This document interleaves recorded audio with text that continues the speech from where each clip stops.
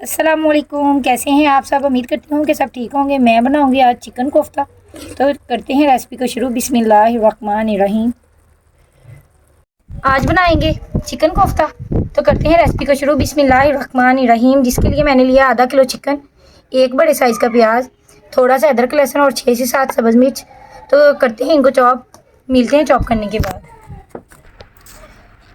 Chicken को मैंने अच्छे से चॉपर में पीस लिया है, बारीक, बिल्कुल बारीक ही मैं बनाया। और प्याज को चॉप करने के बाद पानी को निचोड़ लिया है ताकि कोफ्ते अच्छे से बने। खुश्क होंगे तो अच्छे से जुड़ेंगे। अभी इनके लिए भूनते हैं बेसन। बेसन मैंने लिया है 2 से 3 चम्मच। इसको इतना भूनेंगे कि चने के जैसे भुने हों, उनकी जैसी खुशबू आने लगे। बेसन की अच्छे से बनाई हो चुकी है और बहुत अच्छी खुशबू आने लगी थी। अब बेसन को करते हैं ठंडा। अब इसमें जो मसाले जाएंगे, मैंने लिया है आधा चम्मच कुटा हुआ ज़ीरा, 1 चम्मच खुश्क धनिया जिसे मैंने कूट लिया है, आधा चम्मच दरदरी मिर्च, थोड़ी सी हल्दी और आधा चम्मच नमक। इन्हें करते हैं शामिल कीमे में। इसी के साथ शामिल करेंगे 2 से 3 चम्मच भुना हुआ बेसन और अच्छे से इसे गूंद लेंगे जैसे आटा गूंदते हैं। हाथों की मदद से अच्छे से इसे गूंदेंगे। कीमे की हो चुकी है अच्छे से मिक्सिंग। और अब इनके बनाते हैं कोफ्ते। कोफ्ते बनाने के लिए हाथों को अच्छे से ग्रीस करेंगे ऑयल की मदद से। अब लेंगे थोड़ा सा बैटर। आप कोफ्ता जितना बड़ा बनाना चाहें बना सकते हैं। माशाल्लाह बड़ा खूबसूरत सा गोल सा कोफ्ता बनकर तैयार है। इसी तरह बनाएंगे सारे कोफ्ते। माशाल्लाह से कोफ्ते मैंने बना लिए। अब करते हैं फ्राई। ऑयल को मैंने गर्म करने के लिए चूल्हे पर रख दिया था। ऑयल हो चुका है फुल गर्म। मैंने बिल्कुल तेज़ फ्लेम पे इन्हें करेंगे 1 से 1.5 मिनट के लिए फ्राई। कोफ्ते फ्राई करते 1 मिनट हो चुका है। अब इनकी साइड को करेंगे चेंज। बिल्कुल हल्के से हिलाएंगे इनको कि टूट ना जाए। और अब कर देंगे इनका फ्लेम बिल्कुल हल्का और तकरीबन 7 से 8 मिनट के लिए इन्हें फ्राई करेंगे ताकि खूबसूरत सा गोल्डन कलर आ जाए और अच्छे से अंदर तक पक जाए। कोफ्ते फ्राई करते हुए 8 मिनट हो चुके हैं और माशाल्लाह से खूबसूरत सा कलर आ चुका है। अब इन्हें निकालते हैं एक प्लेट में और इनके लिए बनाते हैं मसाला।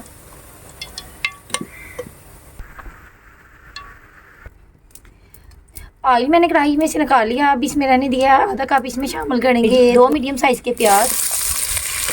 इसी के साथ शामिल करेंगे साबुत लहसुन और इन्हें अच्छे से फ्राई करेंगे। प्याज और लहसुन फ्राई हो चुका है, इसका कलर ब्राउन हो चुका है। अब इसमें शामिल करेंगे 2 बड़े साइज़ के टमाटर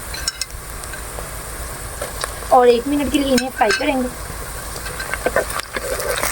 अब इसमें डालेंगे आधा चम्मच नमक, आधा चम्मच लाल मिर्च पाउडर भी डालेंगे और 2 चुटकी बराबर हल्दी और 2 मिनट के लिए मसाले को अच्छे से भून लेंगे। और फिर इसे डालेंगे दूसरे वाली जग में और अच्छे से ब्रेक पीसेंगे। बिल्कुल ब्रेक भी नहीं पीसेंगे, दानेदार सा रखेंगे। मसाले की अच्छे से बनाई हो चुकी है। अब इन्हें पीस लेते हैं।